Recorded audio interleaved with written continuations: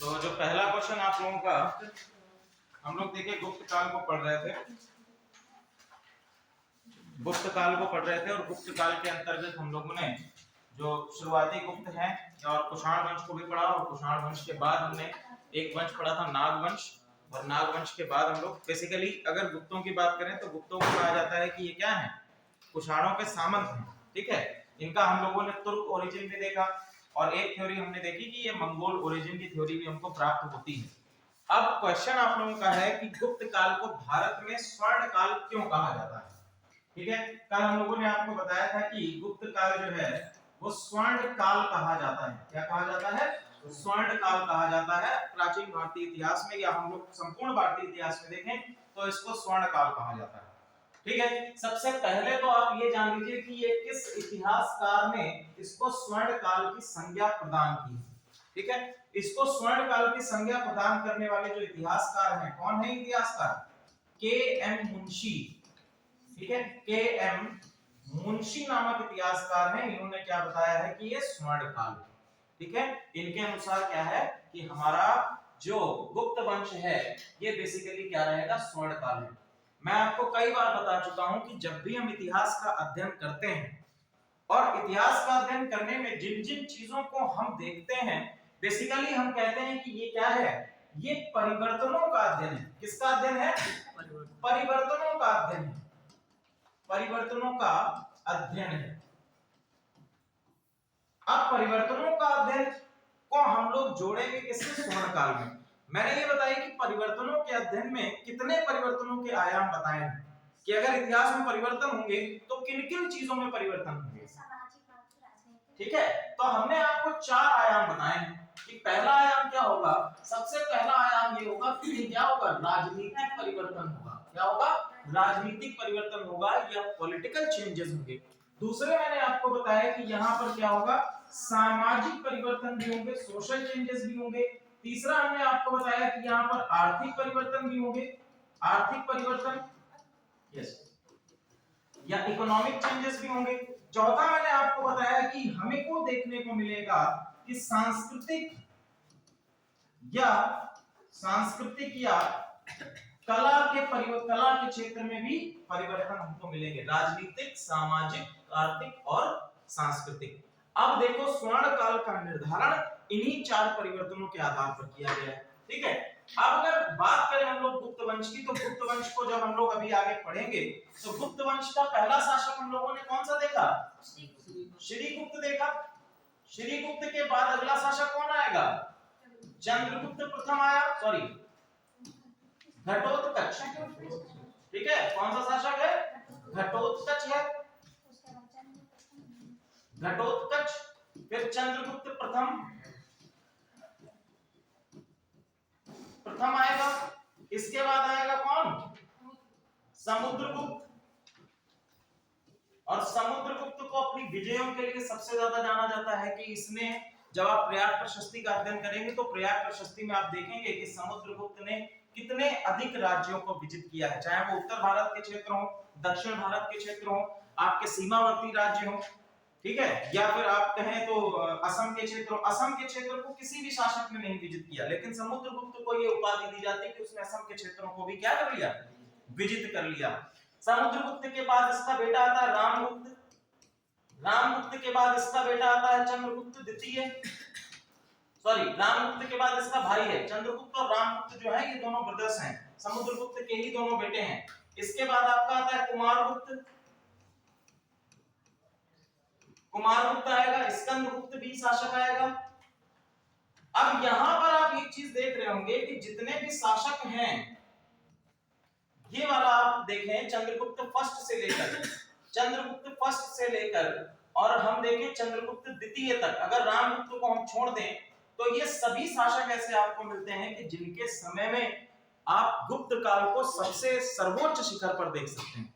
समुद्रगुप्त ने लगभग सीमाओं को विजित किया, लगभग संपूर्ण भारत में अपनी सीमाओं को फैलाया। उसके बाद हम देखेंगे कि चंद्रगुप्त द्वितीय के समय में उन्हीं सीमाओं में सामाजिक परिवर्तन और आपके सांस्कृतिक परिवर्तन देखने को मिलते हैं। दूसरा हमने कहा कि यहाँ पर राजनीतिक परिवर्तन में देखने को मिला कि एक आपकी क्या हो गई, एक स्थिरता है। क्या है? स्थिरता हमको प्राप्त होती है, स्टेबिलिटी प्राप्त होती है किसी भी प्रकार के आंतरिक कह सकते हैं विद्रोह हमको इनके शासन कालों में नहीं मिलते हैं। केंद्रीकृत सत्ता, राजा का शासन, ठीक है, सुचारू रूप से देखने को मिलता है, तो राजनीतिक स्थिरता है। दूसरा हमने कहा सामाजिक, सामाजिक अगर स्तर पर देखें तो यहां पर वर्ण व्यवस्था तो है, वर्ण व्यवस्था तो है, लेकिन आप अभी हम लोग पढ़ेंगे कि सबसे पहली बार ये होगा कि शूद्र किससे जुड़ जाएंगे, कृषि से जुड़ेंगे। वेरी गुड, बहुत ही अच्छा आपका फैक्ट है कि गुप्त काल में सबसे पहली बार ये हुआ कि शूद्र भी किससे जुड़ गए, कृषि से जुड़ गए। जब कृषि से जुड़ गए तो शूद्रों और वैश्यों के बीच का जो अंतर था ये क्या हो गया, कम हो गया। इट मींस दैट जातिगत व्यवस्था यहाँ पर क्या है, लिबरल है, रिजिड नहीं है, उदारवादी है। अगर आपका शूद्र एक अच्छी स्थिति में है, इट मींस दैट महिलाओं की स्थिति में क्या होगी, सुधार होगी, ठीक है। ये सारी चीजें हो गई। आर्थिक परिवर्तनों की बात करें तो सबसे पहली व्यवस्था यहां पर देखने को मिलती है कौन सी, क्लोज्ड इकोनॉमी। क्या मिलता है, क्लोज्ड इकोनॉमी देखने को मिलती है, या हम कह सकते हैं कि बंद अर्थव्यवस्था। बंद अर्थव्यवस्था, बंद अर्थव्यवस्था क्या होती है बताइए, क्लोज्ड इकोनॉमी या बंद अर्थव्यवस्था हम किसको कहते हैं। प्राचीन भारतीय इतिहास या भारतीय इतिहास में पहली बार ऐसा हुआ कि बंद अर्थव्यवस्था का उपयोग गुप्त काल से प्रारंभ किया गया। क्या होती है बंद अर्थव्यवस्था, समझिए। बंद अर्थव्यवस्था होती है कि जब आयात और निर्यात क्या हो, एक देश की टेरिटरीज के भीतर ही, यानी विदेशी व्यापार न हो। विदेशी व्यापार क्या है ही नहीं। ऐसी व्यवस्था को हम क्या कहते हैं, बंद व्यवस्था कहते हैं, बंद अर्थव्यवस्था कहते हैं, क्लोज्ड इकोनॉमी कहते हैं कि विदेशों के साथ में किसी प्रकार का कोई व्यापार नहीं हो रहा है, जो भी व्यापार आयात निर्यात हो रहा है वो देश के भीतर ही हो रहा है। क्लियर है। इससे फायदा क्या होता है, इससे फायदा ये होता है कि देश के संसाधन जो हैं वो देश से बाहर नहीं जाते। क्लियर है। नेक्स्ट हम लोग देखते हैं सांस्कृतिक या फिर कलात्मक जो आपके चेंजेस देखने को मिलते हैं, ठीक है। तो सबसे पहला आप लोग संस्कृति में देखेंगे कि यहाँ पर हिंदू धर्म, या हम कह सकते हैं हिंदू सनातन जो आपकी शैली है उसको पुनर्जीवित किया गया, ठीक है। साथ ही साथ मंदिरों का निर्माण, सिक्के अगर हम देखें यहां पर तो सिक्कों पर हम देखेंगे कि हमें लक्ष्मी का उत्कीर्णन देखने को मिलता है। दूसरी चीज हम देखेंगे कि यहां पर हमें कुबेर का उत्कीर्णन भी देखने को मिलता है। राजाओं की उपाधियों का उत्कीर्णन देखने को मिलता है, राजाओं की उपाधियां, इनका भी उत्कीर्णन देखने को मिलता है।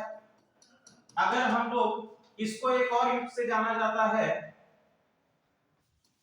काव्य युग, इसमें कई सारे महाकाव्य लिखे गए हैं। इस युग में गुप्त काल में कई सारे महाकाव्य लिखे गए, उन पर टीकाएं लिखी गई। जैसे कौन कौन से आपके महाकाव्य लिखे गए, इसमें हम लोगों ने आपको एक बताया था कि एक लिखा गया कौन सा, मुद्रा राक्षस लिखा गया, ठीक है, मुद्रा राक्षस लिखा गया। इसके बाद हमने आपको बताया था कि भैया अश्वघोष की रचनाएं भी यहाँ पर आपको मिलती हैं, हालांकि वो कुषाण काल की है लेकिन इस काल में भी चर्चित है, ठीक है, मुद्रा राक्षस लिखा गया। इसके बाद आप देखेंगे प्रयाग प्रशस्ति, प्रयाग प्रशस्ति जो देखेंगे, प्रयाग प्रशस्ति। फिर आप देखेंगे चंद्रगुप्त द्वितीय के समय में उनके दरबारी कवि कालिदास, ठीक है, और कालिदास की कई सारी रचनाएं आप लोगों को पता ही है, अभिज्ञान शकुंतलम है, मालविकाग्निमित्र है, ठीक है, ये सभी रचनाएं इसी समय की हैं। तो हम देख रहे हैं कि पूर्ण रूप से सांस्कृतिक और कलात्मक परिवर्तन भी आपको इस काल में देखने को मिलते हैं। क्लियर है यहां तक। तो इन्हीं सारे बेसिस पर हम कहते हैं कि ये आपका क्या है, स्वर्ण काल है, स्वर्ण युग है, जिसमें कला का सर्वाधिक विकास हुआ, सांस्कृतिक विकास हुए, सामाजिक समता और समानता आई, उदारवादी चरण आपको देखने को मिलता है। शूद्र पहली बार कृषि से जुड़े, पहली बार बंद अर्थव्यवस्था हमको देखने को मिलती है, सोने के सिक्के जिन पर राजा का उत्कीर्णन देखने को मिलता है, कवि हरिशेन आपको देखने को मिलते हैं जिन्होंने प्रयाग प्रशस्ति लिखी। संस्कृत भाषा देखने को मिलती है, ब्राह्मी लिपि देखने को मिलती है, और साथ ही साथ यहाँ पर एक और चीज देखने को मिलती है जिसको हम लोग कहते हैं चंपू शैली। चंपू शैली, चंपू शैली क्या होती है भैया? ठीक है, चंपू शैली क्या होती है? जहां पर गद्य और पद्य दोनों का प्रयोग किया जाता है, गद्य और पद्य दोनों का प्रयोग किया जाता है, जिसका प्रयोग कहां पर किया गया है? प्रयाग प्रशस्ति में किया गया है, प्रयाग प्रशस्ति में किया गया है। ठीक है, ये हमको देखने को मिलती है। इन्हीं सारे बेसिस पर हम कहते हैं कि क्या है ये? स्वर्णकाल है। अगला क्वेश्चन हम लोग पढ़ते हैं। अगला क्वेश्चन हमको मिलता है क्या कि समुद्रगुप्त की तुलना किससे की गई है? समुद्रगुप्त की तुलना किससे की गई? नेपोलियन से की गई है भैया, नेपोलियन से की गई है। नेपोलियन बोनापार्ट कहाँ है? कौन से देश से बिलोंग करता है? इटली? जर्मनी? ना इटली ना जर्मनी, ये कहां का है? ये है फ्रांस का। ये कहां का है? फ्रांस से रिलेट करता है। नेपोलियन बोनापार्ट, फ्रांस से ये व्यक्ति निकला क्या करने? दुनिया विजय करने। क्या कर पाया? क्या कर पाया? नहीं कर पाया। अगर आप फ्रांस का भौगोलिक क्षेत्र देखें, वैसे तो इतिहासकारों ने इसकी तुलना की है, भारत के नेपोलियन कहा है। बेसिकली कौन से इतिहासकार है आपके? एच.सी. राय चौधरी। ठीक है, कौन है? एच.सी. राय चौधरी हैं। एच.सी. राय चौधरी हैं जिन्होंने इसको क्या कहा है? भारत का नेपोलियन कहा है। ठीक है, एच.सी. राय चौधरी हैं। और कौन है? बी.ए. स्मिथ हैं। बी.ए. स्मिथ, ये क्या है? ये तो आपके ब्रिटिश इतिहासकार हैं। और बेसिकली आप लोग देखते हैं कि जब इतिहास का लेखन प्रारंभ हुआ भारत में, ठीक है, जब इतिहास का लेखन भारत में प्रारंभ हुआ तो इतिहास के लेखन की जो परंपरा चली उसमें सबसे पहले हमको देखने को मिलती है कि ब्रिटिश इतिहास लेखन की परंपरा, या बेसिकली हम क्या कहते हैं इसको? पश्चिमी इतिहास लेखन की परंपरा। पश्चिमी इन द सेंस की जो आपके इतिहासकार यूरोपियन इतिहासकार हैं, जो कि बेसिकली आपकी वेस्टर्न फिलॉसफी पर निर्भर करते हैं या मार्क्सवादी फिलॉसफी पर निर्भर करते हैं, उनके द्वारा जो इतिहास लिखा गया उसमें तुलना जो है किसके साथ में की जा रही है? बेसिकली यूरोपियन जो आपके हीरोज हैं या यूरोपियन शासक हैं उनके साथ में की जा रही है। जैसे इसकी तुलना की गई नेपोलियन से। अब नेपोलियन जो है किस शताब्दी का है? नेपोलियन का टाइम पीरियड क्या है? नेपोलियन 1805 से इसका उदय प्रारंभ होता है, 1805 से प्रारंभ होता है, यानी कि ये कब का है? 19th सेंचुरी का है, 19वीं शताब्दी का है। और यहां पर अगर हम समुद्रगुप्त को देखें तो समुद्रगुप्त कहां का है? समुद्रगुप्त आपका 4वीं शताब्दी का है, 335 के आसपास है इसका टाइम पीरियड। 335 से लेकर 375 तक आपको देखने को मिलेगा। तो यहाँ पर ये 4वीं शताब्दी का है, तो 19वीं शताब्दी का है, यानी कि लगभग 1500 सालों के बाद नेपोलियन आया और इसको कहा जा रहा है कि ये भारत का नेपोलियन है। अब नेपोलियन जब फ्रांस से निकला तो नेपोलियन ने आसपास के जैसे हंगरी है, इटली है, जर्मनी है, इन सभी क्षेत्रों को विजिट तो किया, लेकिन अंत में जाकर 10 साल बाद ही 1815 में कहां हार गया? वाटरलू की लड़ाई में ये हार गया। यानी कि इसका शासनकाल कितने समय का है? मात्र 10 साल का। और यहां पर अगर समुद्रगुप्त को आप देखेंगे, समुद्रगुप्त कब से? 335 से लेकर 375, यानी कि लगभग इसका शासनकाल कितना है? 40 साल का। और 40 साल में भारतीय परिवेश में अगर हम देखें, भारतीय परिदृश्य को देखें, भारतीय परिदृश्य क्या है? भौगोलिक स्तर पर भी ये काफी विखंडित है, या हम कह सकते हैं कि विखंडित कहना ठीक नहीं है, भौगोलिक क्षेत्र पर काफी विविध है। ठीक है, कहीं पर आपके पठार देखने को मिलते हैं। अगर दक्षिण विजय के लिए व्यक्ति जाता है तो उसको नर्मदा नदी और विंध्याचल पर्वत को पूरी सेना लेकर पार करना पड़ता है, फिर वो मालवा के पठार तक आता है, उसके बाद वो कर्नाटक रेंज, आपकी नीलगिरी रेंज आती है, उनको विजिट करना ऐसी स्थिति में काफी कठिन कार्य है ना। अगर उत्तर भारत की ओर जाता है तो उसको गंगा का मैदान मिलता है और मगध का क्षेत्र, फिर सीमावर्ती राज्यों में अगर जाएगा, अफगानिस्तान के क्षेत्रों में नॉर्थ वेस्टर्न फ्रंटियर जो कहा जाता है, तो वहां पर विजिट करना इतना आसान नहीं है। तो बेसिकली इन दोनों का जो तुलना की जाती है वो इनके द्वारा विजित या फिर हम कह सकते विजित क्षेत्रों और साथ ही साथ इनके जो सैन्य अभियान है, सैन्य अभियानों के आधार पर किया जाता है, सैन्य अभियानों के आधार पर किया जाता है। लेकिन दोनों के सैन्य अभियानों में काफी ज्यादा डिफरेंस देखने को मिलते हैं। अगर आपसे यूपीएससी में क्वेश्चन बनता है तो आप बिल्कुल नकार नहीं सकते हैं कि समुद्रगुप्त नेपोलियन से एकदम अलग था, ये आपको नहीं नकारना है, क्योंकि आप कोई भी क्वेश्चन लिखते हैं तो आपका जो अप्रोच होना चाहिए वो बैलेंस्ड अप्रोच होना चाहिए। तो आप ये नहीं कहेंगे कि ये बिल्कुल ही आपका समुद्रगुप्त और इसमें कोई भी तुलना नहीं है, तो आप दोनों को बताएंगे कि भैया देखो नेपोलियन ने भी क्या किया, नेपोलियन ने फ्रांस की क्रांति के बाद जैकोबिन सत्ता बनती है, जैकोबिन्स का शासनकाल आता है, और जैकोबिन्स जब धीरे धीरे कमजोर होने लगते हैं तो नेपोलियन कहता है कि अब मैं फ्रांस की जनता का उद्धार करने के लिए आया हूं, और उनको फिर अपने विश्वास में लेकर अपना एक तानाशाही स्थापित करता है, और या हम कह सकते हैं रिपब्लिक स्थापित करता है, एक तानाशाही रिपब्लिक उसको कहते हैं। उसको स्थापित करने के बाद इनको फ्री कराने का कार्य करता है। लेकिन अंत में वो, जैसे इतिहास में दोहराता हूं कि अंत में क्या होता है कि नेपोलियन खुद एक तानाशाह बन जाता है। क्लियर है? वही चीज यहां पर है, समुद्रगुप्त ने भी ऐसा ही किया कि समुद्रगुप्त ने जनता का साथ लेकर पूरे ही एकीकृत, पूरे ही हम कह सकते हैं कि इंडिया को सेंट्रलाइज्ड करने का काम किया है। ठीक है, अब देखो अश्वमेध यज्ञ जो है ये आपका अंतिम बार जो ये आपका समुद्रगुप्त कराता है, और समुद्रगुप्त से पहले 400 साल पहले, समुद्रगुप्त से लगभग 400 साल पहले अंतिम बार किसने कराया था? पुष्यमित्र सुंद ने कराया। इसको भी इसने क्या किया? रिजुविनेट किया। अश्वमेध यज्ञ बेसिकली किसके लिए होता है? अश्वमेध यज्ञ किसके लिए होता है? राज्य की सीमाओं के विस्तार के लिए, कि जहां तक घोड़ा जाएगा वहां तक मेरा राज्य है। तो लगभग 400 सालों के बाद करा रहा है कौन? समुद्रगुप्त करा रहा है। तो ये भी विजय अभियान है इसके, इनके बेसिस पर आप इनको कंपेयर करिए।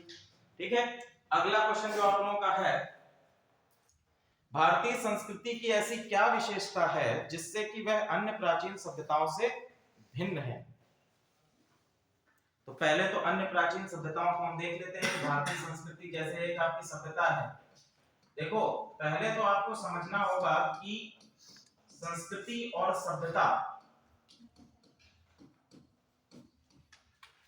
है क्या।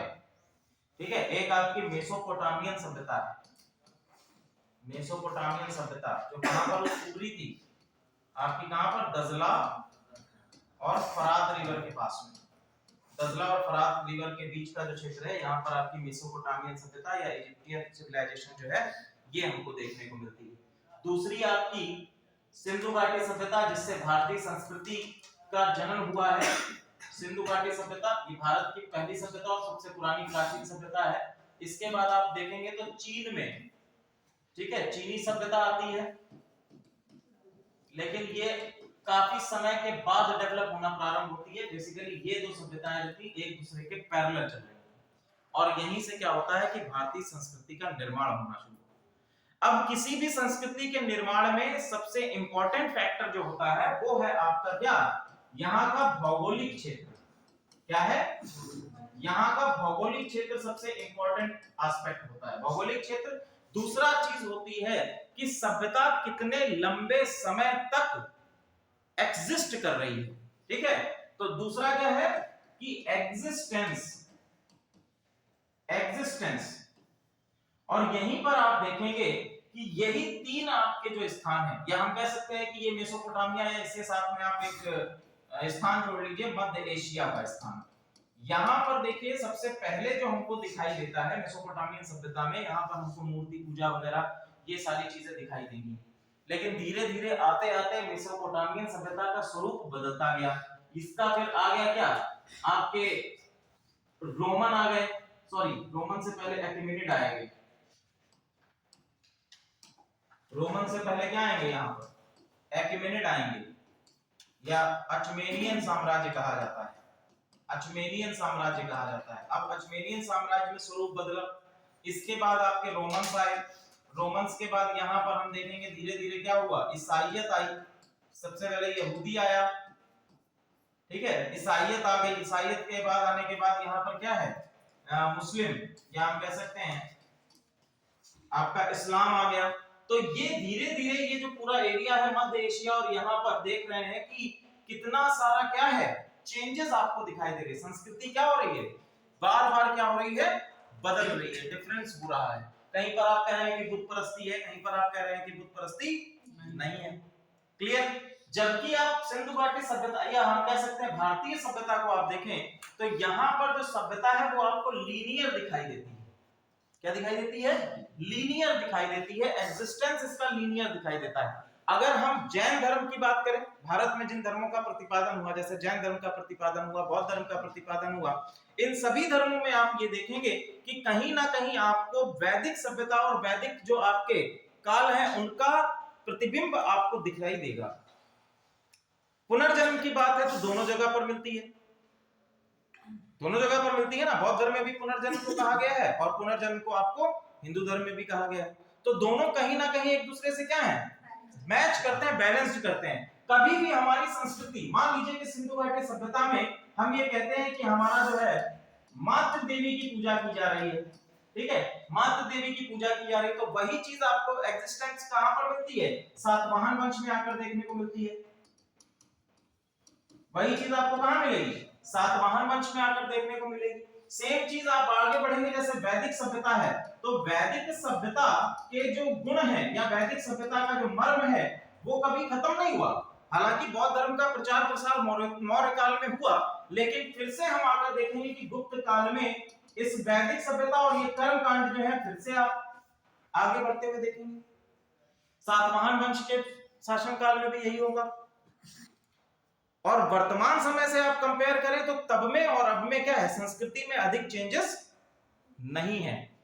प्रभाव देखिए, अंग्रेजों के आने के बाद हमारे ऊपर पाश्चात्य संस्कृति का प्रभाव पड़ा, लेकिन फिर भी हमारी संस्कृति अभी भी क्या है, एग्जिस्टेंस में है, ठीक है। जबकि बाकी चीजों को देखें, अगर चीनी सभ्यता की बात करें तो चीनी सभ्यता का अपना कोई धर्म प्रतिपादन होता ही नहीं।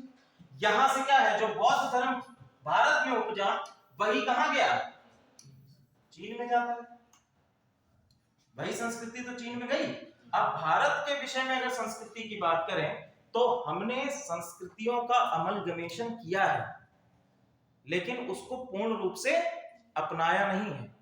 जैसे अगर अमेरिका की बात करें तो अमेरिका जो सिविलाइजेशन है, अमेरिका की खोज काफी बाद में हुई, ठीक है। जब ईसाइयत आई तो अमेरिका में ईसाइयत पूरी तरह से फैल गई, जबकि उसके पहले वहां पर क्या था, उसके पहले वहां पर कबीलों के तौर पर या वाइकिंग्स वगैरह के तौर पर लोग रहते थे,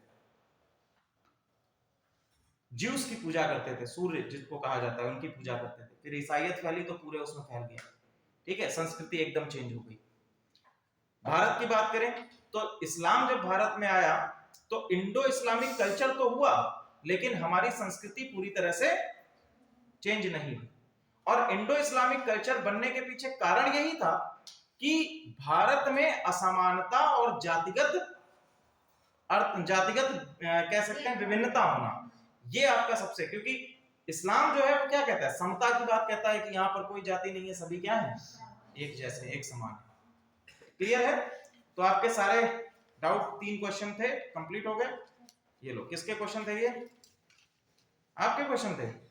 इसमें आधी चीजें तुमको समझ में आई होंगी, नहीं सर? आ गए। चलिए आगे हम लोग बढ़ते हैं। अगला है समुद्रगुप्त। अगला शासक लिखिए समुद्रगुप्त।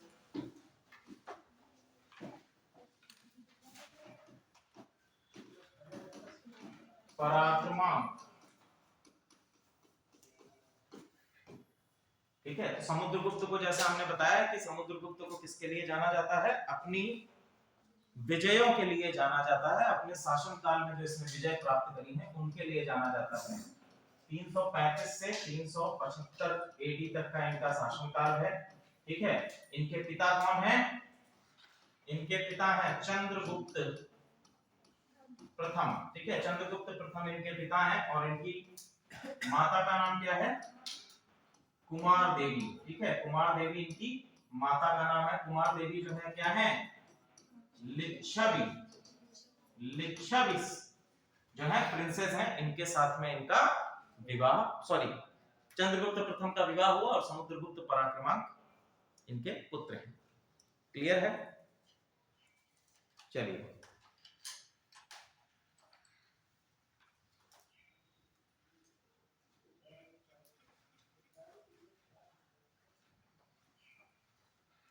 अगर हम लोग समुद्रगुप्त की बात करें, अगर गुप्त साम्राज्य की बात करें, तो गुप्त साम्राज्य को कहा जाता है कि ये क्षत्रिय भी हैं, क्षत्रिय। दूसरा इनको जोड़ा जाता है किससे? शूद्रों से। ठीक है, तो क्षत्रिय बेसिकली अगर हम कहें तो क्षत्रिय में एक वंश है आपका इक्ष्वाकु वंश। इक्ष्वाकु वंश ये मौर्योत्तर काल का वंश है, हमने आपको बताया था मौर्योत्तर काल का वंश है इक्ष्वाकु वंश। ठीक है, इक्ष्वाकु वंश से बिलोंग करने वाले शासक कौन है आपके? जो हमारे भगवान श्री राम हैं, उनको कहा जाता है कि ये क्या है? इक्ष्वाकु वंश से जुड़े हुए हैं। ठीक है, किससे जुड़े हुए हैं? इक्ष्वाकु वंश से जुड़े हुए हैं।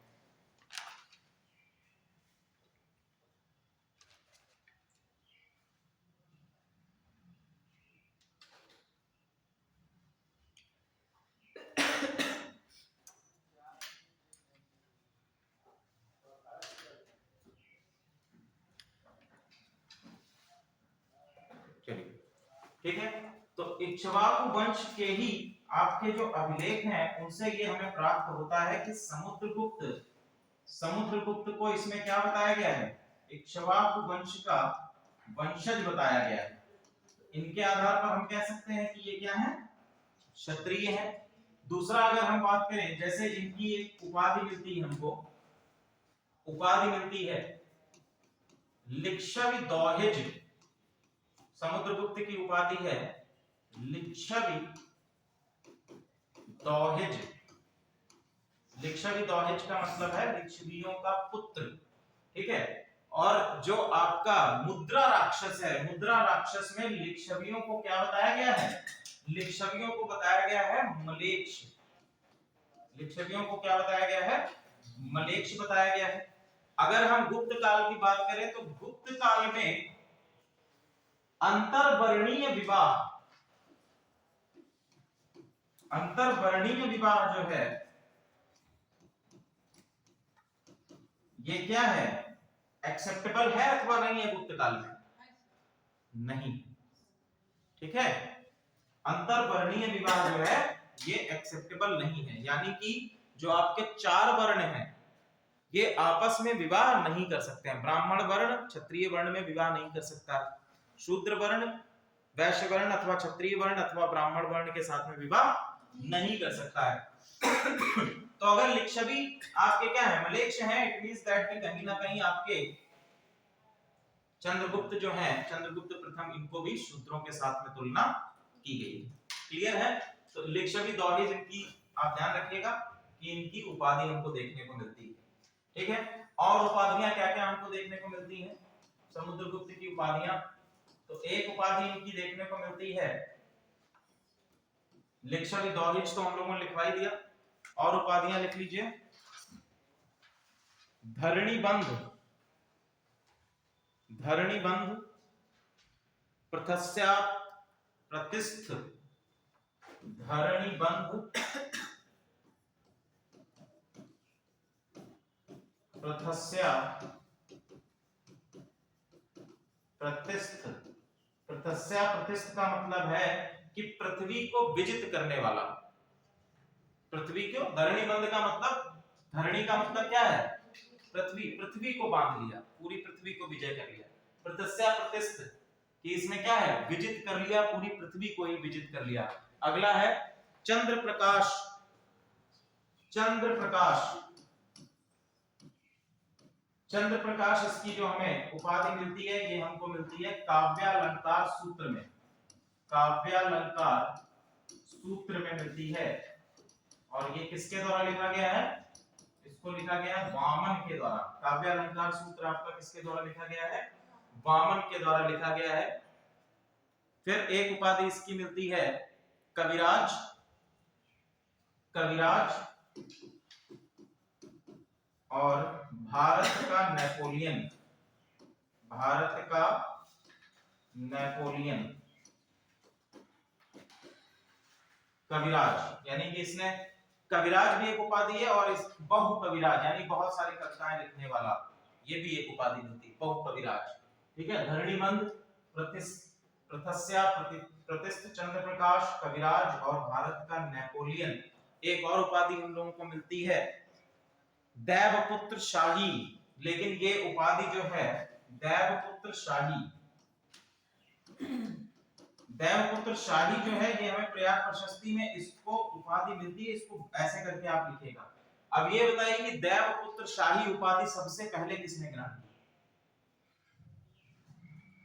सबसे पहले इसको ग्रहण किया है कुषाण शासक कनिष्क ने। कुषाण शासक कनिष्क ने इसको ग्रहण किया है। शाही की उपाधि जो है देवपुत्र शाही की उपाधि कुषाण शासक कनिष्क ने ग्रहण की है। हालांकि हमको ये मिलती है प्रयाग प्रशस्ति में, लेकिन हम पूर्ण रूप से नहीं कह सकते हैं कि इस उपाधि को इसने ग्रहण किया अथवा नहीं ग्रहण किया। ये भी माना जाता है कि देवपुत्र शाही लिखवाने का मतलब है कि कुषाणों को पूर्ण रूप से समुद्रगुप्त ने क्या कर दिया? समाप्त कर दिया। ठीक है, इसीलिए इसकी उपाधि हमको प्राप्त होती है। क्लियर है यहां तक? चलिए अब हम लोग बात करते हैं कि भैया किन किन स्रोतों से हमको पता चलता है इसके विषय में। तो सबसे पहला आपका स्रोत है प्रयाग प्रशस्ति। ठीक है, प्रयाग प्रशस्ति। प्रयाग प्रशस्ति कहां पर है? वर्तमान समय का प्रयाग, या हम लोग कहते हैं इलाहाबाद। तो ये कहां पर स्थित है? इलाहाबाद के किले में। इलाहाबाद के किले में ये अवस्थित है। मूलतः ये कहां पर अवस्थित थी? ठीक है, मूलतः ये कहां पर अवस्थित थी? कौशांबी में। ठीक है, कहां पर थी? कौशांबी में ये अवस्थित थी। इसको लिखा किसने है? सॉरी, इसको बनवाया किसने है? इसको बनवाया किसने है? प्रयाग प्रशस्ति में जो लिखा हुआ है इसको मूल रूप से किसने बनवाया है? ठीक है, तो मूल रूप से इसको किसने बनवाया है? अशोक ने।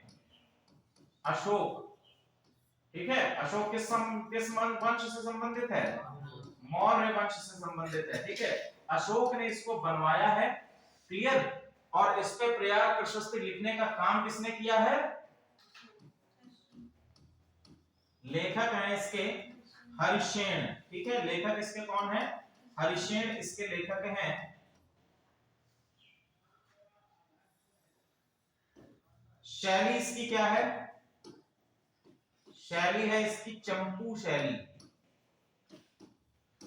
चंपू शैली में इसको लिखा गया है। इसकी भाषा क्या है? भाषा संस्कृत है। भाषा संस्कृत है और लिपि क्या है? ब्राह्मी लिपि है। ब्राह्मी लिपि है। हरिशेन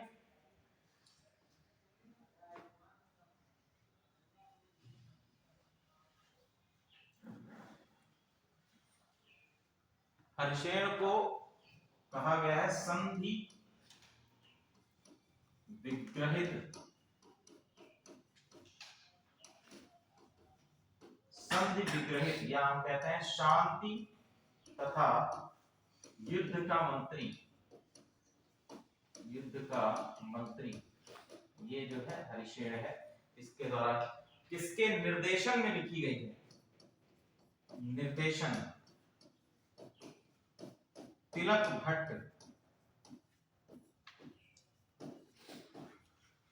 तिलक भट्ट के द्वारा, तिलक भट्ट के निर्देशन में इसको लिखा गया है।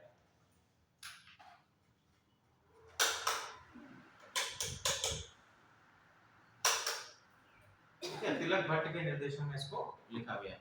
ये सभी चीजें आपकी क्या हैं? अच्छा ये बताइए कि प्रयाग प्रशस्ति में कुल कितने साम्राज्य या हम कह सकते हैं कुल कितने शासकों का उल्लेख प्राप्त होता है? या वंश केवल कह दीजिए, कितने वंशों का उल्लेख प्राप्त होता है? हाँ, वंश। वंश शासक तो बहुत सारे प्राप्त होते हैं।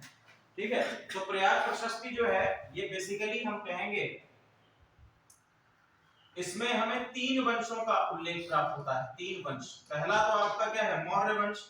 तो हमने ये आपको बताया था कि मूल रूप से किसके द्वारा बनाया गया है?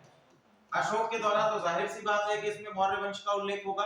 ठीक है, दूसरा हम बात करते हैं कि ये प्रयाग प्रशस्ति तो आपका किसमें आ गया, गुप्त वंश में आ गया, गुप्त वंश में आ गया। तीसरा देखो कि ये मूल रूप से कौशांबी में था, तो कौशांबी से इलाहाबाद पहुंचा कैसे,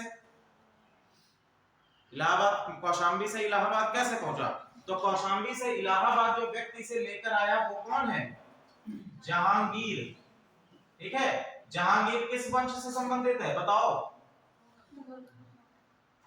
जहांगीर किस वंश से संबंधित है, मुगल वंश से संबंधित है। ठीक है, मुगल वंश से संबंधित है, तो भैया जहांगीर इसको कहां पर लेकर आया, और इसने अकबर के विषय में इसमें उत्कीर्णन भी करवाया।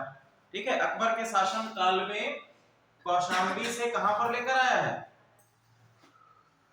इलाहाबाद लेकर आया है। ठीक है, और अकबर का अपने पिता का उस पर उत्कीर्णन कराया, तो इसमें मुगल वंश का भी हमें क्या मिलता है, उत्कीर्णन प्राप्त होता है। ठीक है, अब लिखिए अभिलेख कौन कौन से मिलते हैं हमें। अभिलेख टोटल आपके 4 श्रेणी में है।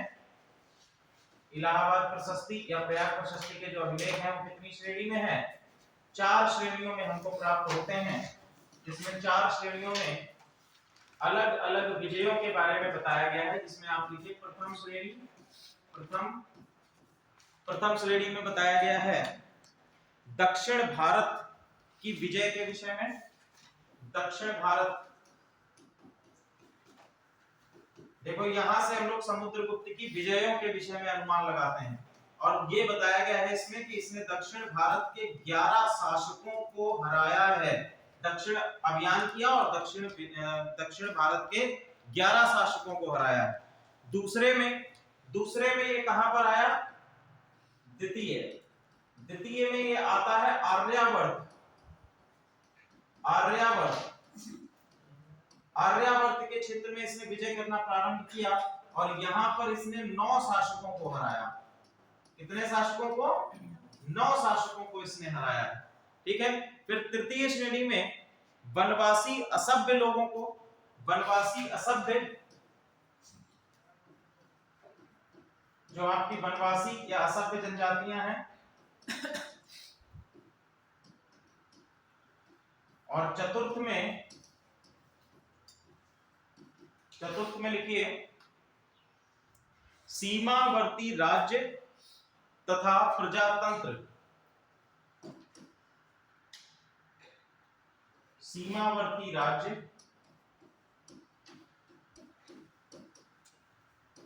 तथा प्रजातंत्र। ठीक है, ये आपके अभिलेख जो है वो 4 श्रेणी में, ये प्रयाग प्रशस्ति 4 श्रेणियों में विभाजित है। प्रथम श्रेणी में दक्षिण भारत के विषय में विजय। ठीक है, अब हम लोग देखते हैं कि एक एक लाइन जो आपकी पंक्तियां हैं, ठीक है, पंक्तियां कितने हैं और प्रत्येक पंक्ति में क्या क्या बताया है। तो प्रथम भाग जो है, सॉरी प्रारंभिक भाग जो है ये आपका पद्य में है। प्रारंभिक भाग किसमें है, पद्य में है, और इसमें टोटल कितने श्लोक हैं, 8 श्लोक लिखे गए। टोटल कितने हैं, 8 श्लोक लिखे गए हैं। इसके बाद 13वीं पंक्ति जो इंपॉर्टेंट है उसको केवल हम बता रहे हैं। 13वीं पंक्ति और 21वीं पंक्ति। 13वीं पंक्ति में हमें उत्तर भारत के 3 शासकों का उल्लेख मिलता है।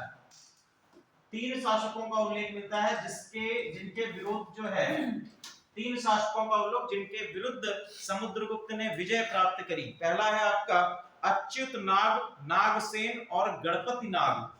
कौन है, अच्युत नाग, नागसेन और गणपति नाग। ठीक है, अच्युत नाग के विषय में कहा गया कि ये भैया कहां पे शासन कर रहा है, अहिछत्र में शासन कर रहा है। अहिछत्र कौन सा इलाका है, अहिछत्र कौन सा इलाका है वर्तमान समय का जो आपका बरेली रामपुर का इलाका है, बरेली रामपुर। ठीक है, इसको अहिछत्र कहा गया। ये आपका नागसेन कहां शासन कर रहा है, मथुरा। ठीक है, नागसेन कहां शासन कर रहा है, मथुरा में। और गणपति नाग ये शासन कर रहा है पद्मावती। पद्मावती, ठीक है। इनका उल्लेख हमें, इन तीनों शासकों का उल्लेख 13वीं पंक्ति और 21वीं पंक्ति दोनों पर प्राप्त होता है। पहले 13वीं पंक्ति में प्राप्त होता है, जिसका पुनरावलोकन किसमें किया गया है, 21वीं पंक्ति में किया गया है।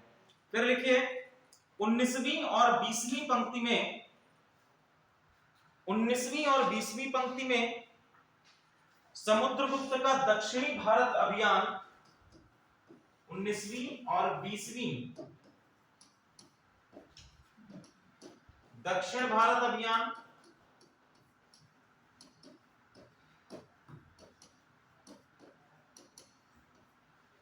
दक्षिण भारत अभियान 22वीं पंक्ति, 22वीं पंक्ति प्रत्यांत कहा गया है। 22वीं पंक्ति में प्रत्यांत राज्यों पर विजय, प्रत्यांत राज्यों पर विजय। प्रत्यांत का मतलब ये है कि ये इन्होंने किस पर विजय हासिल करी है, सीमावर्ती राज्य जो हैं, सीमावर्ती राज्य। सीमावर्ती राज्य कौन कौन से, किनका उल्लेख किया गया, नाम इनके लिख लीजिए। पहला है समतल, समतल डवाक, कामरूप, कामरूप यानी असम का क्षेत्र। फिर लिखिए नेपाल और कर्तरीपुर, कर्तरीपुर।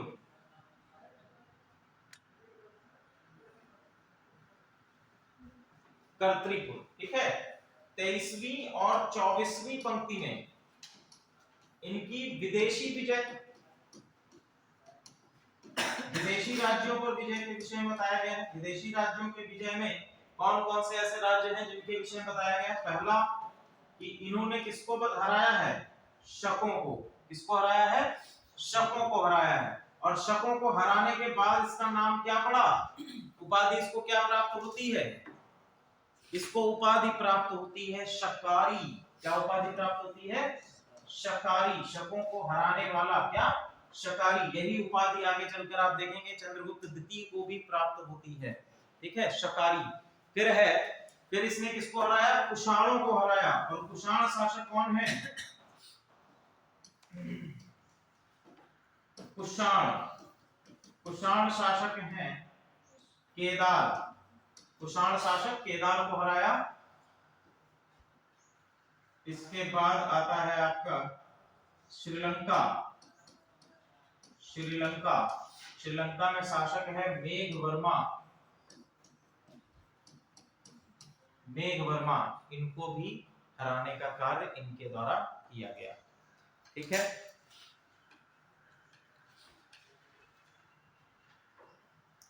अब ऐसा हमको मिलता है कि विदेशी राज्यों को हराने के बाद इनके साथ में समुद्रगुप्त ने क्या किया है, वैवाहिक संबंध स्थापित किए।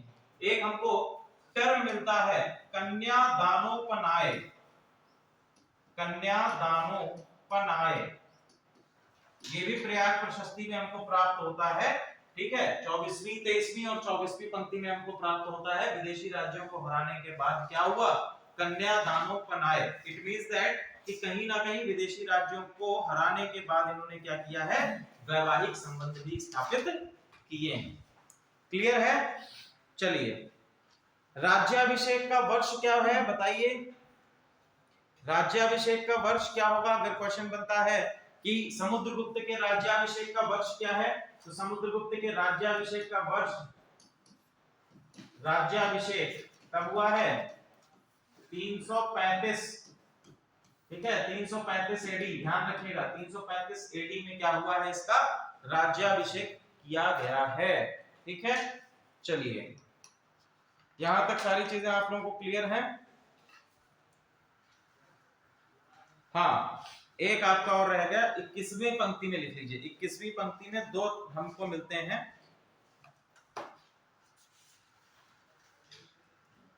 21वीं पंक्ति में कुछ शब्द हमको मिलते हैं। 21वीं पंक्ति में इसकी आत्विक विजय पर, आत्विक विजय, आत्विक राज्यों पर विजय की हमको प्रमाण मिलते हैं, जिसमें पहला आपका मिलता है गाजीपुर। गाजीपुर आधुनिक राज्यों में दो राज्य आते हैं, गाजीपुर और पश्चिमी मालवा। पश्चिमी मालवा का क्षेत्र, पश्चिमी मालवा का क्षेत्र, ठीक है। गाजीपुर जो उत्तर प्रदेश के क्षेत्र में है और पश्चिमी मालवा जो महाराष्ट्र के सबसे ऊपरी क्षेत्रों में आता है, जहां पर आपका नागपुर के साइड का इलाका है, छोटा नागपुर प्लेट्यू, और ये तो पश्चिमी मालवा में आता है, ठीक है। यहां पर हमको प्राप्त होता है, ठीक है। इसमें क्या मिलता है, लिखिए, आत्विक राज्यों की विजय के पश्चात परिचारीकृत, इन्हें परिचारीकृत किया गया, ठीक है। परिचारीकृत, परिचारीकृत का मतलब होता है कि इनको क्या बना लिया गया, सेवक बना लिया गया, सेवक बनाया गया। इनको क्या कर लिया गया, परिचारीकृत कर लिया गया, सेवक बना लिया गया। दूसरा टर्म हमको मिलता है सर्व कर दाना ज्ञाकरण, सर्व कर दानाज्ञाकरण, दानाज्ञाकरण। इट मींस दैट कि इनसे सभी प्रकार के कर जो हैं वो क्या करे जाएंगे, वसूले जाएंगे, सभी प्रकार के कर इनसे वसूले जाएंगे। फिर क्या कहा गया कि इनको क्या कर लिया गया, प्रमाणागमन। प्रमाणागमन, प्रमाणागमन का मतलब ये है कि वर्ष में एक बार आकर आपको शासक के सामने क्या होना है, प्रस्तुत होना है। यहां पर ये नहीं किया गया कि आत्विक राज्यों को पूर्ण रूप से विजय कर लिया गया, इनको विजय करके क्या किया गया कि आप अपना शासन करो, आपको क्या करना है, लेकिन आपको सेवक बन के रहना है, आपको सारे कर राज्य को पे करने हैं, ठीक है। और दूसरा क्या करना है, साल में एक बार आपको आके क्या है, शासक के सामने अपने आप को प्रस्तुत करना है, ठीक है। फिर लिखिए गुप्तकालीन सिक्के, यहां तक तो समुद्रगुप्त के सिक्के, गुप्तकालीन नहीं, समुद्रगुप्त के सिक्के।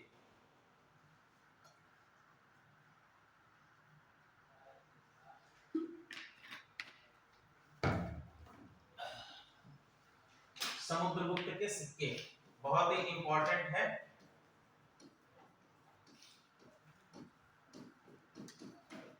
सिक्के भी क्या है, इसकी एक जानकारी का स्रोत है, ठीक है। समुद्रगुप्त के सिक्के, तो पहली बार क्या किया, समुद्रगुप्त ने सिक्कों का भारतीयकरण किया, मुद्रा का भारतीयकरण, ऐसे लिखो, गुप्त काल में समुद्रगुप्त के द्वारा मुद्रा का भारतीयकरण, भारतीयकरण, इंडियनाइजेशन ऑफ, टोटल कितने प्रकार के सिक्के प्राप्त होते हैं हमें, टोटल लिख लो, समुद्रगुप्त के 8 प्रकार के सिक्के प्राप्त होते हैं, 8 प्रकार के सिक्के प्राप्त होते हैं। 8 प्रकार के सिक्के कौन कौन से हैं, एक एक हम लोग लिखेंगे। पहला है आपका पताका प्रकार का सिक्का, पताका प्रकार का सिक्का, ठीक है। पहला कौन सा है, पताका प्रकार का सिक्का। सब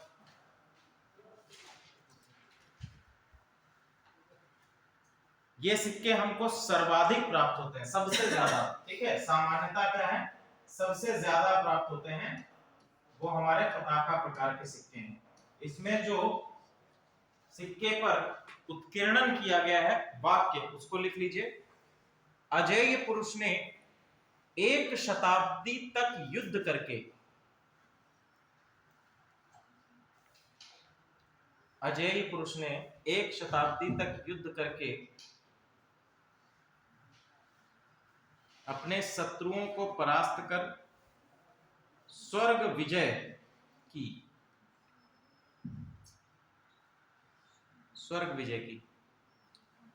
अब देखो, समुद्रगुप्त के विषय में बाकी तो सारी चीजें ठीक हैं, लेकिन कुछ इतिहासकार ऐसा कहते हैं कि समुद्रगुप्त ने अपना महिमा मंडन अपने दरबारी कवियों और साथ ही साथ अपनी प्रजा से करवाया, क्योंकि ये तो ऐतिहासिक स्रोत हैं और ऐतिहासिक स्रोतों के विषय में ही जो हमें चीजें प्राप्त होंगी उन्हीं के बारे में हम कह सकते हैं। क्योंकि कई सारे इतिहासकार जब इसको फाहियान की यात्रा वृत्तांत के साथ में जोड़ते हैं तो फाहियान की यात्रा वृत्तांत में और प्रयाग प्रशस्ति में जो हरिशेन के द्वारा बातें लिखी गई हैं उसमें काफी डिफरेंसेस मिलते हैं। तो जाहिर सी बात है जब दरबारी कवि शैली का हम लोग बात करते हैं तो दरबारी किसका प्रशंसा करेगा? राजा की प्रशंसा करेगा। अगर राजा के सामने उसने कुछ गलत कह दिया तो क्या करेगा राजा? सर धड़ से अलग।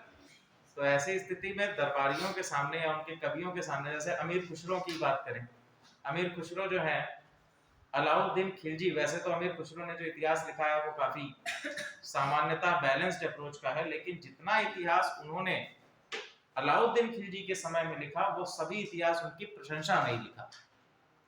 और अलाउद्दीन खिलजी ने क्या किया कि अमीर खुसरो ने जितना पहले इतिहास लिखा हुआ था वो सब जला दिया। उससे पहले जितना इतिहास उसने लिखा हुआ था उसने क्या किया? सब कुछ जला दिया।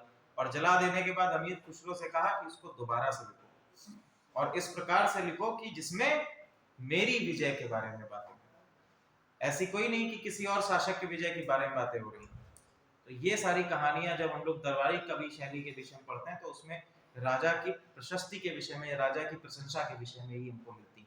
दूसरी चीज, जितने भी आप इसके सिक्के देख रहे हैं सभी पर इसने अपनी विजय के विषय में लिखवाया कि मैंने यहाँ विजय की, मैंने यहाँ विजय की। ठीक है, तो पताका प्रकार के सिक्के। अगला है धनुर्धर प्रकार के सिक्के। धनुर्धर प्रकार के सिक्के जिसमें कि धनुष की आकृति का उत्कीर्णन है और साथ ही साथ फिर इसने एक बात लिखवाई है कि पृथ्वी विजय के बाद अजय पुरुष ने स्वर्ग की प्राप्ति की। क्या कर लिया? पहले में लिखवाया क्या है? एक शताब्दी तक युद्ध करता रहा, 100 सालों तक युद्ध करता रहा, एक शताब्दी तक युद्ध करता रहा। ठीक है, 100 वर्ष तक युद्ध। दूसरे में क्या लिखवा रहा है? दूसरे में लिखवा रहा है कि इसने क्या है? पृथ्वी विजय की। पृथ्वी विजय के पश्चात जो है इसने स्वर्ग की प्राप्ति की है। ठीक है, तीसरा सिक्का इसका कौन सा प्राप्त होता है? तीसरा सिक्का इसका प्राप्त होता है युद्ध परशु प्रकार का। युद्ध परशु प्रकार का, युद्ध परशु प्रकार का। ठीक है, इसमें क्या है? इसमें स्वयं को इसने परशु, ठीक है, जो फरसा होता है, फरसा पकड़े हुए राजा के रूप में अपने आप को दिखाया है। ठीक है, फरसा पकड़े हुए राजा के रूप में इसने दिखाया है स्वयं को। फरसा, परशुराम का जो आपका हथियार है, परशु पकड़े हुए अपने आप को दिखाया है और बोला है कि अजय राजा, दुर्जय राजाओं पर अजय राजा ने विजय प्राप्त की। ठीक है, अगला जो आपका सिक्का है, चौथा सिक्का है आपका चंद्रगुप्त प्रकार का। चंद्रगुप्त प्रकार का, चंद्रगुप्त प्रकार का सिक्का। ठीक है, चंद्रगुप्त प्रकार का सिक्का में इसने अपने माता पिता का उत्कीर्णन कराया है, जिसमें इसके पिता कौन है? चंद्रगुप्त द्वितीय, सॉरी चंद्रगुप्त प्रथम, और माता कौन है? कुमार देवी। ठीक है, माता कौन है? कुमार देवी। तो इनका उत्कीर्णन कराया है। बेसिकली चंद्रगुप्त इसमें कुमार देवी को एक अंगूठी देते हुए, जिस प्रकार से एंगेजमेंट में लड़का लड़की को अंगूठी प्रदान करता है, तो उसी प्रकार का उत्कीर्णन हमको इसके सिक्के पर देखने को मिलता है। कुमार देवी का चित्रण है एक तरफ, तो ये चित्रण है, और दूसरी तरफ सिंह पर बैठी देवी का चित्रण, पृष्ठभूमि पर सिंह पर बैठी देवी का चित्रण, सिंह पर बैठी देवी। ठीक है, तो बेसिकली इनको जोड़ा गया है दुर्गा माता के साथ में। ठीक है, दुर्गा माता के साथ में जोड़ा गया। ये आपका सिक्का कैसा है? चंद्रगुप्त प्रकार का सिक्का है।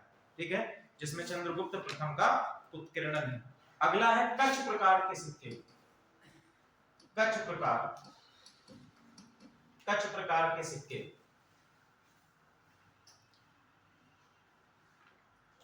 इसके मुख्य भाग पर, ठीक है, कच्छ प्रकार के सिक्के में मुख्य भाग पर एक उपाधि हमको देखने को मिलता है, सर्व राज्योच्छेदता। सर्व राज्योच्छेदता यानी सभी राज्यों को विजय करने वाला। ठीक है, सभी राज्यों को विजय करने वाला ये उपाधि प्राप्त होती है। और इसकी पृष्ठभूमि पर, सॉरी इसके पिछले अगले जो, सॉरी दूसरा जो आपका पृष्ठ है उस पर हमको लक्ष्मी का उत्कीर्णन मिलता है। पृष्ठ भाग पर लक्ष्मी का उत्कीर्णन मिलता है, लक्ष्मी माता का उत्कीर्णन मिलता है। अगला है चीता प्रकार के सिक्के, चीता प्रकार के सिक्के, इसमें हमको उपाधि इसको मिलती है, मुख्य भाग पर उत्कीर्णन किया गया है व्याघ्र, उत्कीर्णन किया गया है व्याघ्र पराक्रम, व्याघ्र पराक्रम।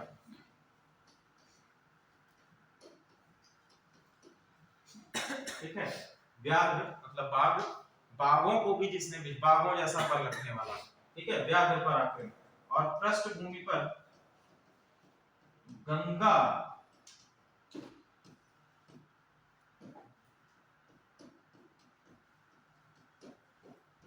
गंगा नदी का चित्रण।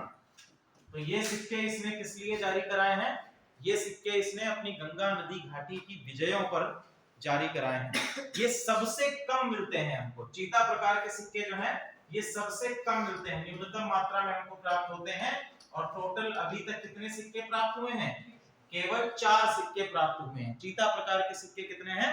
4 केवल सिक्के प्राप्त हुए हैं। अगला है आपका वीणा वादक, वीणा वादक प्रकार का सिक्का, वीणा वादक प्रकार का सिक्का। तो इसमें क्या है कि समुद्रगुप्त ने स्वयं को वीणा बजाते हुए, ठीक है, समुद्रगुप्त ने स्वयं को क्या किया है? वीणा बजाते हुए दर्शाया है। इसके मुख्य भाग पर और इसके पृष्ठ भाग पर क्या है? सरस्वती का चित्रण है। ठीक है, सब सरस्वती का चित्रण है, स्वयं को वीणा बजाते हुए, और इसके पृष्ठ भाग पर सरस्वती, देवी सरस्वती का चित्रण, किसका अंकन या चित्रण किया गया है। ठीक है, समुद्रगुप्त के सिक्कों में। मुख्य भाग में लिख लीजिए, जहां पर स्वयं को वीणा बजाते हुए चित्रण है, उसमें इसने अपने आप को उपाधि भी दी है। लिखो, महाराजाधिराज श्री समुद्रगुप्त, महाराजाधिराज श्री समुद्रगुप्त, वीणा वादक प्रकार में, महाराजाधिराज श्री समुद्रगुप्त। ठीक है, और एक और उपाधि मिलती है जहां पर सरस्वती माता का अंकन है, उसके नीचे लिखा है समुद्रगुप्ता, समुद्रगुप्ता। ठीक है, पृष्ठ भाग पर। 8वां प्रकार का सिक्का अश्वमेध, अश्वमेध प्रकार, अश्वमेध प्रकार। तो हमने आपको बताया था कि इसने 400 वर्षों के बाद क्या किया है? अश्वमेध यज्ञ किया है। ठीक है, तो उसी के लिए इसने अश्वमेध प्रकार का सिक्का भी ढलवाया। ठीक है, अब इसमें क्या है कि इसमें एक अश्व को बलिवेदी पर बैठा हुआ, बलिवेद पर खड़ा हुआ दिखाया गया है, जिस पर शासक क्या कर रहा है? एक तलवार लिए खड़ा है। ठीक है, इसमें जो इसने अपने आप को उपाधि दी है, वो उपाधि दी है अश्वमेध पराक्रम, अश्वमेध पराक्रम, यानी कि अश्वमेध भी करा लिया। और इसके पृष्ठ भाग पर महारानी का चित्रण कराया है, पृष्ठ भाग पर महारानी का चित्रण कराया हुआ। अश्वमेध पराक्रम, ये हमको, ये टोटल 8 प्रकार के सिक्के प्राप्त होते हैं। किसके? समुद्रगुप्त के सिक्के 8 प्रकार के प्राप्त होते हैं। क्लियर है? तो दोनों ही सिक्के हो गए आपके, अभिलेख हो गए। एक और लिख लीजिए, ऐरण अभिलेख, ऐरण अभिलेख। ऐरण अभिलेख से भी हमको इसके विषय में जानकारी मिलती है। ऐरण अभिलेख कहां पर है? ये ऐरण अभिलेख लिख लो, मध्य प्रदेश, बीना, बीना नदी के तट पर।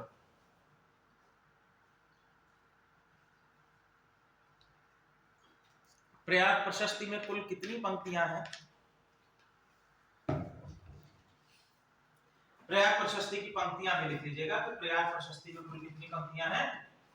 33, कुल 33 पंक्तियां प्रयाग प्रशस्ति में देखने को मिलती है। हैं। क्लियर है यहाँ तक? चलो यहाँ तक तो हमारा समुद्रगुप्त समाप्त होता है। ठीक है, समुद्रगुप्त के बाद अगला जो शासक बनता है, ठीक है, कई सारे इतिहासकार ऐसे कहते हैं कि समुद्रगुप्त के बाद कौन शासक बनेगा? चंद्रगुप्त द्वितीय विक्रमादित्य। ठीक है, चंद्रगुप्त द्वितीय विक्रमादित्य शासक बनेगा, लेकिन इसके विषय में कई सारी जानकारियां हमको अलग अलग नाट्यों से और अलग अलग ऐतिहासिक स्रोतों से प्राप्त होती हैं। ठीक है, ऐसा कहा गया कि समुद्रगुप्त के बाद जो शासक बनता है उसका नाम है क्या? रामगुप्त। ठीक है, क्या नाम है? रामगुप्त। लेकिन दो नाट्य हैं हमारे। पहला नाट्य है हमारा देवी चंद्रगुप्तम।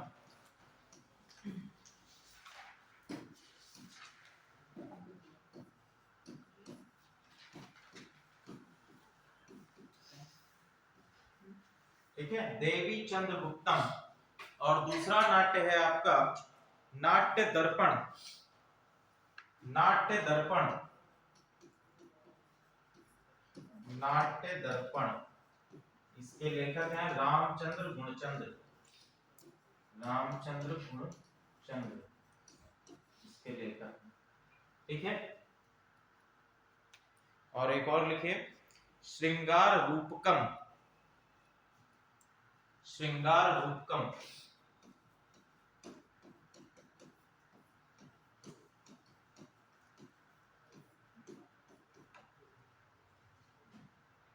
इसको लिखा है भोज ने, जो कि मध्य प्रदेश के क्षेत्र धारा का शासक था। धारा का शासक। देखो यहाँ पर भी एक चीज निकल के आती है कि समुद्रगुप्त ने यदि इतनी अधिक विजय हासिल करी तो समुद्रगुप्त के बाद जस्ट उसका बेटा शकों से हार कैसे गया? जाहिर सी बात है ना कि अगर समुद्रगुप्त ने अपने शासन काल में इतनी सारी विजय प्राप्त की हैं, शकों पर विजय प्राप्त की, कुषाणों पर विजय प्राप्त की, और जब उसका बेटा रामगुप्त आया तो वो अगले ही क्षण जो है शकों से हार गया। क्या होता है कि रामगुप्त शासक बनते ही शकों का हमला होता है और शकों से क्या हो गया? शकों से ये हार गया और शकों ने इसको बंदी बना लिया। शकों ने क्या किया? रामगुप्त को बंदी बना लिया, और रामगुप्त को बंदी बनाने के बाद रामगुप्त ने कहा ऐसा करो, मुझे छोड़ दो, मेरी बीवी ले जाओ। ठीक है, रामगुप्त कह रहा है कि मुझे छोड़कर क्या ले जाओ? मेरी पत्नी को ले जाओ।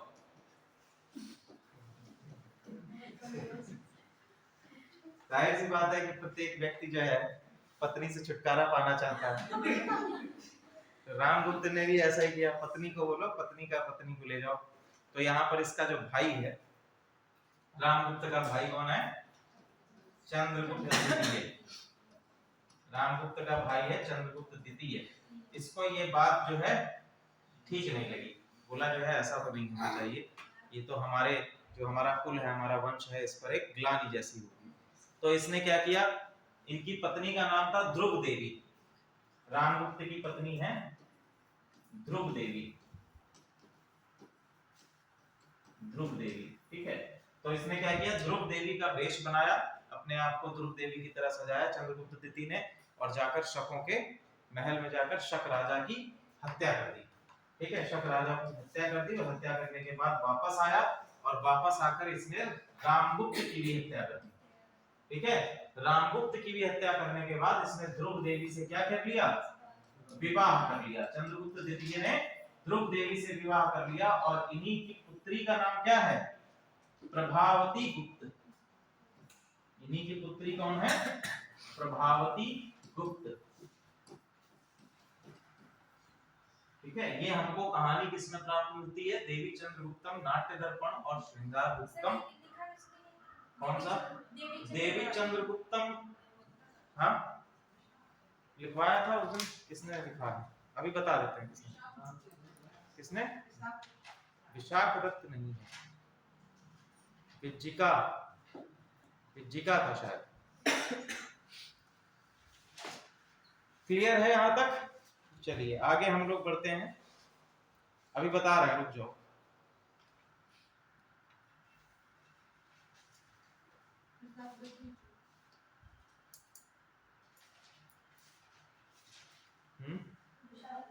विशाखदत्त, ठीक। देवी चंद्रगुप्तम, लेखक इसके विशाखदत्त, विशाखदत्त, क्लियर। चलो भैया, अब शासक कौन बनता है? चंद्रगुप्त द्वितीय विक्रमादित्य, चंद्रगुप्त द्वितीय। ये भी जो है समुद्रगुप्त की तरह बहुत ही पराक्रमी शासक है, ठीक है। चंद्रगुप्त की तरह ये भी बहुत ही पराक्रमी शासक है। इसके चंद्रगुप्त द्वितीय, इनके पिता कौन है? इनके पिता कौन है? समुद्रगुप्त, ठीक है। इनके पिता कौन है? समुद्रगुप्त है। और इनकी माता कौन है? दत्त देवी, दत्त देवी। अभी हम लोगों ने बताया कि भैया जो है चंद्रगुप्त द्वितीय का विवाह किसके साथ में हुआ है? विवाह जो है, ठीक। पहली कौन है? ध्रुव देवी, ध्रुव देवी। ध्रुव देवी से इनको पुत्री प्राप्त होती है जो कौन है? प्रभावती गुप्त, प्रभावती गुप्त। एक और इनकी पत्नी है कुबेर, कुबेर नागा, कुबेर नागा, कुबेर नागा। कुबेर नागा से इनको पुत्र प्राप्त होते हैं जो कौन है? कुमार गुप्त। ये इनके बाद इनके उत्तराधिकारी और अगले शासक बनेंगे, ठीक है। अब लिखिए चंद्रगुप्त द्वितीय की उपाधियां, चंद्रगुप्त द्वितीय की उपाधियां। उपाधियां कौन कौन सी इन्होंने धारण करी हैं?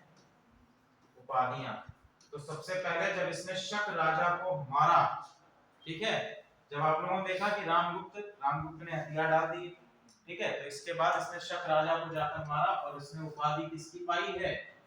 शकारी, ठीक है, शकारी की उपाधि पाई है, यानी कि शकों की हत्या करने वाला शकारी की उपाधि पाई है।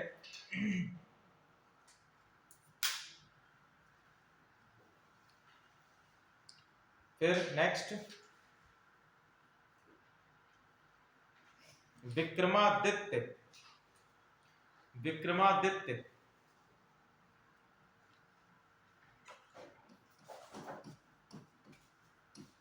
विक्रमादित्य या श्री विक्रम,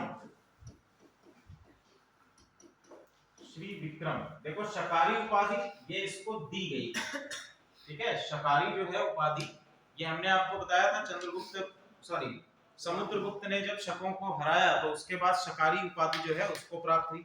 जब इसने शकों को मारा तो उसके बाद ये उपाधि इसको प्राप्त हो गई। और इसने स्वयं को जो उपाधि दी है पहली बार, तो इसने स्वयं को उपाधि कौन सी दी है? विक्रमादित्य की उपाधि इसने स्वयं ग्रहण करी है, ठीक है। विक्रमादित्य की उपाधि इसने स्वयं ग्रहण करी। अच्छा ये बताइए कि ये पहली बार तो ग्रहण कर रहा है, लेकिन इसके बाद अन्य कितने शासकों ने विक्रमादित्य की उपाधि ग्रहण की? हाँ जी, अन्य कितने शासकों ने? और कई शासकों ने विक्रमादित्य की उपाधि ग्रहण करी है। तो टोटल हमारे इतिहास में 14 शासक ऐसे हैं, 14 शासक ऐसे हैं जिन्होंने विक्रमादित्य की उपाधि धारण करी है। अंतिम शासक कौन है जिसने विक्रमादित्य की उपाधि धारण की? अंतिम शासक, प्रथम शासक तो आपका ये है चंद्रगुप्त द्वितीय विक्रमादित्य। अंतिम शासक कौन है? अंतिम शासक का नाम लिख लीजिए हेमू। अंतिम शासक कौन है? हेमू। हेमू कब पराजित हुआ? बताइए, बताओ भैया, हेमू कब पराजित हुआ है और किससे पराजित हुआ है? नहीं मालूम? हाँ ठीक है, वेरी गुड। तो पानीपत का द्वितीय युद्ध, पानीपत का सेकंड बैटल, द्वितीय युद्ध, जिसमें हेमू पराजित हुआ। किससे पराजित हुआ? अकबर से पराजित हुआ, ठीक है, अकबर से पराजित हुआ। पानीपत का द्वितीय युद्ध कब हुआ है? 1556 में, ठीक है, 1556 में आपका पानीपत का द्वितीय युद्ध होता है, जिसमें कि अकबर से हेमू पराजित होता है। या बेसिकली ये भी कह सकते हैं क्योंकि अकबर तो उस समय मात्र 16 साल का था, 16 था, 12 साल का था, 13 वर्ष का, ठीक है। तो वहां पर अकबर की तरफ से कौन लड़ रहा था? बैरम खां, ठीक है, बैरम खां। तो बैरम खां जो है वो अकबर की तरफ से अकबर के संरक्षक के तौर पर लड़ रहे थे और हेमू की पराजय इसमें होती है। क्लियर है यहां तक?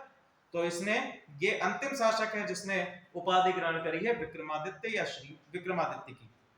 नेक्स्ट लिखिए इसकी उपाधि, चंद्र। चंद्र, चंद्र उपाधि इसकी मिलती है, ये हमको मिलती है मेहरौली के, मेहरौली के लौह स्तंभ में।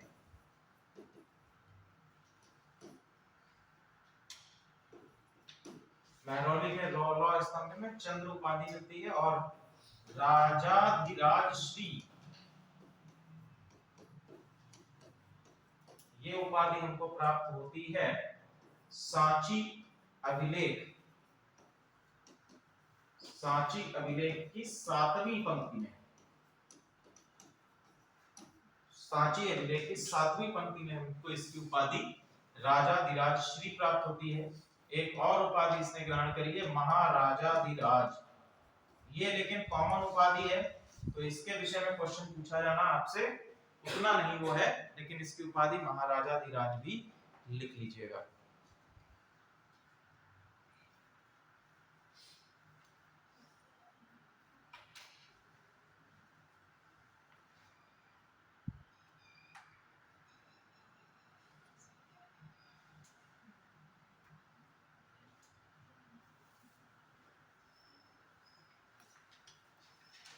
क्लियर है यहां तक?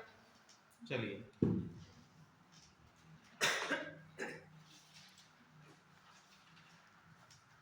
फिर लिखिए चंद्रगुप्त द्वितीय के जानकारी के स्रोत। किन किन स्रोतों से हमें जानकारी प्राप्त होती है?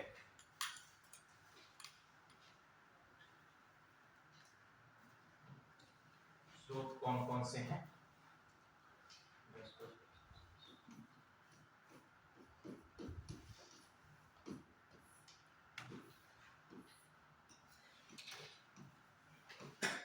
पुरातात्विक, पुरातात्विक और साहित्यिक।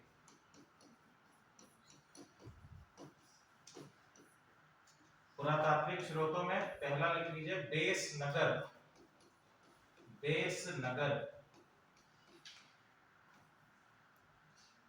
अभिलेख, बेसनगर अभिलेख, ठीक है। बेसनगर अभिलेख की एक विशेषता यह है कि बेसनगर अभिलेख जो है ये आपका मूर्ति लेख है। क्या है? मूर्ति लेख है। मूर्ति लेख का मतलब कि इसको मूर्ति पर उत्कीर्णन किया गया, ठीक है, मूर्ति पर उत्कीर्णन किया गया। और जब मूर्ति पर उत्कीर्णन किया जाता है तो ऐसे लेखों को हम लोग कहते हैं अयागपट्ट। क्या कहते हैं? अयागपट्ट बोलते हैं। बेसनगर अभिलेख। दूसरा है आपका प्रयाग प्रशस्ति,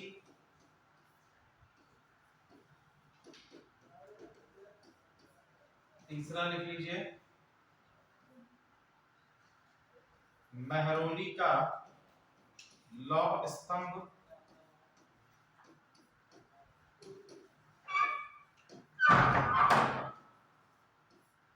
मेहरौली का लौह स्तंभ।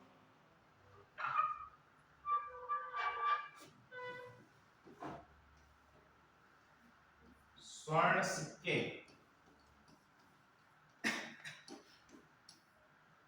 इनके द्वारा जो स्वर्ण सिक्के चलाए गए, स्वर्ण सिक्के और इनकी मुद्राएं, इनकी मुद्राएं। एक हमको लेख प्राप्त होता है किसका? प्रभावती देवी, ठीक है, प्रभावती देवी के शिलालेख, सॉरी प्रभावती गुप्त, प्रभावती गुप्त का शिलालेख, शिलालेख। मैंने आप लोगों को बताया भी था पिछली क्लास में कि प्रभावती गुप्त का जो लेख हमको प्राप्त होता है जिसमें कि श्री गुप्त को क्या बताया गया है? आदि राजा, ठीक है, आदि राजा बताया गया। तो इसका मतलब क्या है, श्रीगुप्त क्या है, पहला राजा है। दूसरा बात हमने बताया क्या था कि उसने चंद्रगुप्त फर्स्ट को क्या कहा है, प्रथम गुप्त कहा है। इट मींस दैट कि चंद्रगुप्त प्रथम को पहला शासक माना गया। तो उसमें इतिहास के बीच में मतभेद है, क्लियर है, लेकिन वो बेसिकली हम ये कहते हैं कि वो संस्थापक और साथ ही साथ आपके वास्तविक संस्थापक के रूप में उसने दर्शाने की कोशिश की। क्लियर। इसमें लिख लीजिए साहित्यिक स्रोतों में देवी चंद्रगुप्तम,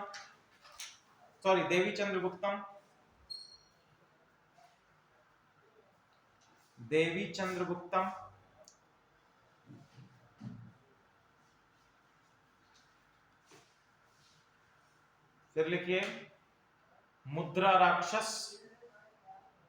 बाकी तीन हमने आपको नाटक लिखवाए हैं, नाट्य दर्पण है, श्रृंगार रूपकम है